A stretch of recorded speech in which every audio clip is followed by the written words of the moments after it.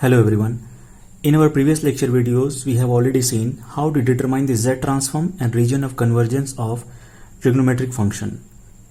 In this lecture, we will determine the Z transform of the same trigonometric function, but the only difference is here one exponential term a to the power n is multiplied with the trigonometric function.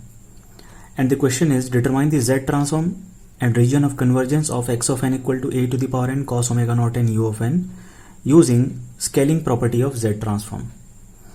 So let us see how to determine the Z transform for such type of question and how to use the scaling property or multiplication with exponential property of the Z transform for this question.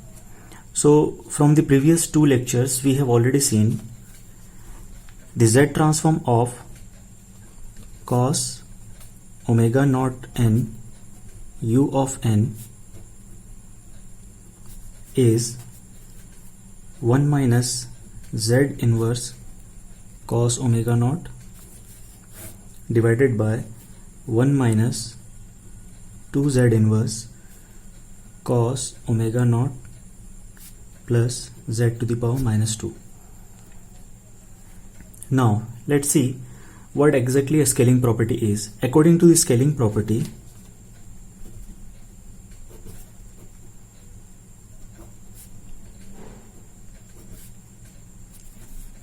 we know if Z transform of x of n is x of z, then Z transform of a to the power n x of n will be x of a inverse z. This is the scaling property of Z transform, and we will apply this particular property for this question. So as we know, the Z transform of cos omega naught n u of n is 1 minus z inverse cos omega naught divided by 1 minus 2z inverse cos omega naught plus z to the power minus 2. Then the Z transform of a to the power n cos omega naught n u of n will be 1 minus, we have to put a inverse z in place of z, a inverse z inverse cos omega naught divided by 1 minus 2 a inverse z inverse cos omega naught a inverse z to the power minus 2.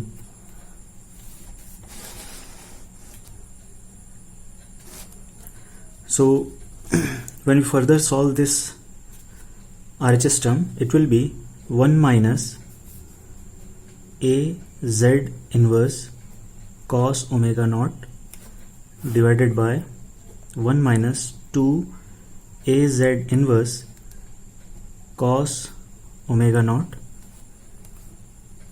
this is plus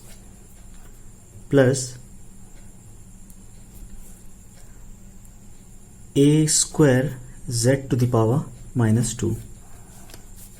So this will be the Z transform of this particular function, this particular discrete time sequence. So let's see how to determine the region of convergence for this particular discrete time sequence. This is imaginary z, this is real z, and this one is hypothetical rectangular box. Now as we can see, the function is a to the power n cos omega naught n u of n. One exponential term is multiplied here, that is a to the power n. That means we have a circle with radius a. Now as a unit step function is multiplied with the sequence, that means the region of convergence will be exterior to the circle with radius a. So ROC is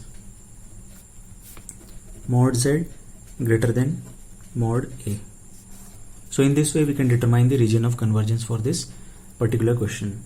So in the next class we will see how to determine the Z transform and region of convergence of a to the power n sin omega naught n u of n. Thank you.